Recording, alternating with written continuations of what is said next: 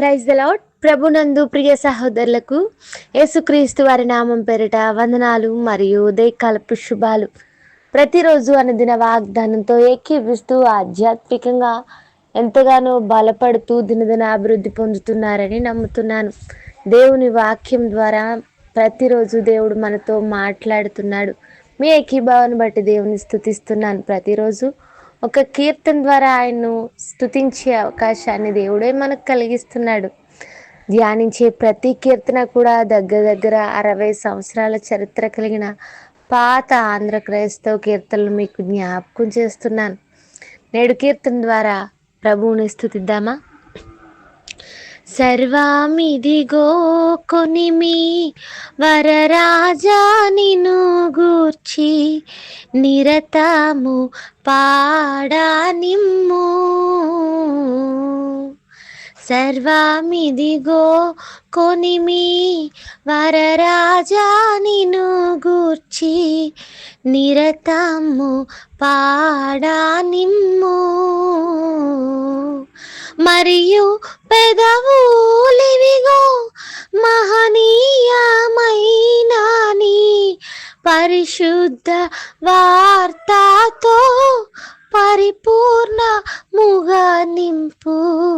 తనువు నాదిది గోగై కొనిమియో ప్రభువాని పనికి ప్రతిష్ఠించుమే. దినములు క్షణములు దిసికొని అవి నీదు వినతిన్ బ్రవహింపజేయను శక్తి నీయుమే. తనువు నాదిది గోగై కొనిమియో ప్రభువాని పనికి ప్రతిష్ఠించుమే.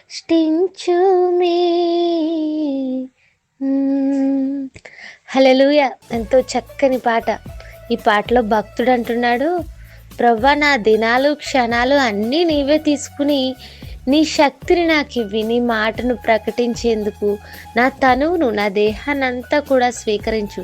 నా పెదవులు ఇవ్వగో, నా చేతులు ఇవ్వగో, నా కాళ్ళు ఇవ్వగో, నా ఇష్టం ఇదిగో, సర్వము ఇదిగో నీకే అర్పిస్తున్నాను. నా ఇష్టం ఇక కాదు, నీ ఇష్టాన్ని జరిగించు, నీ వార్తతో నన్ను నింపు అంటూ ఈ పాట అంతా కూడా తనను తాను దేవునికి సమర్పిస్తున్నట్టు మనకు కనిపిస్తుంది. నిజమే కదా? మన బ్రతుకుల్లో ఎన్నున్నప్పటికీ దేవుని పని చేయలేని వారిగా, దేవుని మాటలతో నింపబడలేని వారిగా, దేవునికి అర్పించలేని వారిగా ఉంటే ఏమున్నా కూడా వృధాయే. ఈరోజు వాగ్దానాన్ని ధ్యానిద్దామా? యెషయా గ్రంథం 62వ అధ్యాయం 3వ వచనం.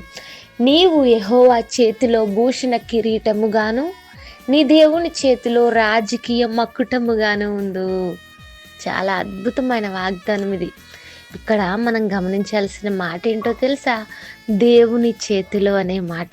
దేవుని చేతిలో మనం ఉన్నప్పుడు మకుటముగా ఉంటామంట. మకుటము అంటే కిరీటము ఘనతకు సాదృశ్యము. భూషణ కిరీటంగా ఉంటామని, దేవుడు మహిమ కిరీటంగా చేస్తానని వాగ్దానం చేస్తున్నాడు. ఇవాళ దేవుని చేతిలో మహిమ కిరీటంగా ఉంటాము అంటే ఇంతకన్నా భాగ్యం, ఇంతకన్నా మేలు ఏముంటుంది చెప్పండి?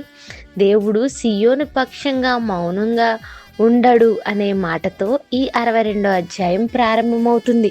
నీ దేవుడు మౌనంగా ఉండేవాడు కాదు, నీ పక్షంగా పనిచేసేవాడు. కొన్నిసార్లు దేవుడు పని చేస్తున్నాడు అని మనకు తెలియకపోవచ్చు, కనిపించకపోవచ్చు.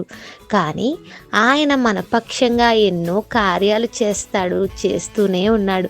అందుకనే మనము నేటికి ఆయన్ని స్తుతించే వారిగా సజీవుల లెక్కల్లో ఉన్నాము. ఎవరైతే తమ జీవితాలను ప్రభుకి అప్పగిస్తారో, దేవుణ్ణి మహిమపరిచే వారిగా ఉంటారో వారు దేవుని చేతిలో మహిమ కిరీటంగా ఉంటారు. ఒకప్పుడు మన జీవితాలు విలువలేని జీవితాలుగా ఉండేవి. జీవితంగా పిలువబడేవి కూడా కాదు. పాపంలో పడి చెడిన జీవితాలైన మనందరి కొరకు యేసుప్రభువు వారు శిలువలో మరణించి మనందరికీ రక్షణను అందించారు. ఆయన యందు విశ్వాసం ఉంచే వారికి రక్షణతో పాటుగా నిత్య రాజ్యానికి హక్కుదారులుగా చేశారు. ఆయన చేతిలో కిరీటంగా మనం ఉన్నప్పుడు మహిమతో నింపబడతామని ఈరోజు వాగ్దానం సెలవిస్తుంది. మరి నువ్వెవరి చేతిలో ఉన్నావు? మనుషుల చేతిలో ఉన్నావా? రాజకీయ నాయకుల చేతిలో ఉన్నావా? వ్యసనాల చేతిలో ఉన్నావా? లోపాల చేతిలో ఉన్నావా? నీ సొంత నిర్ణయాల చేతిలో ఉన్నావా? దేవుని చేతిలో ఉంటే భూషణ కిరీటము అలంకరణకు సాదృశ్యంగా ఉంది, అధికారానికి సాదృశ్యంగా ఉంది, ఆ ఘనతకు సాదృశ్యంగా ఉంది. రాజకీయ మకుటము అంటే తిరుగులేని అధికారంకు సాదృశ్యంగా మనకు కనిపిస్తుంది. అంతటి ఘనతతో మనల్ని బ్రతుకులను దేవుడు నింపబోతున్నాడు. తన మహిమను మనకు తెలియచేయబోతున్నాడు. తన మహిమతో మనల్ని నింపినప్పుడు అపవాది క్రియలు ఏవి కూడా మన దరికి చేరలేవు. దేవుని చేతిలో కిరీటంగా ఉందాము. ఆయన ఇచ్చు విలువను, ఘనతను, మహిమను పొందుకుందాం. ఈరోజంతా ఈ వాగ్దానం ఆధారంగా ప్రార్థించండి. ప్రార్థన. కృపగల మా తండ్రి, మాతో మాట్లాడిన మాటలు బట్టి స్తోత్రాలు. మా ప్రియులను ఈ దినమంతా ఈ మాటల ద్వారా బలపరచండి. వారి జీవితాల్లో మీ చేతికి అప్పగించి విలువ కలిగిన వారిగా, మహిమతో నింపబడేవారిగా, భూషణ కిరీటములుగా నీవు చేయగలవని విశ్వాసాన్ని వరకు దయచేయండి. ఈ దినమంతా ఈ మాటలను వారి బ్రతుకులో ఫలభరితంగా చేయండి. నీ వాగ్దాన నడిపింపును ఏకీభిస్తున్న ప్రతి ఒక్కరిలోనూ అనుగ్రహించండి. దీని ఆశీర్వాదాలు కుమ్మరించమని అడుగుచు యేసుక్రీస్తు వారి నామములో అడిగి వేడుకుంటున్నాను తండ్రి. Amen. God bless you all and me as well. Have a nice day. Thank you.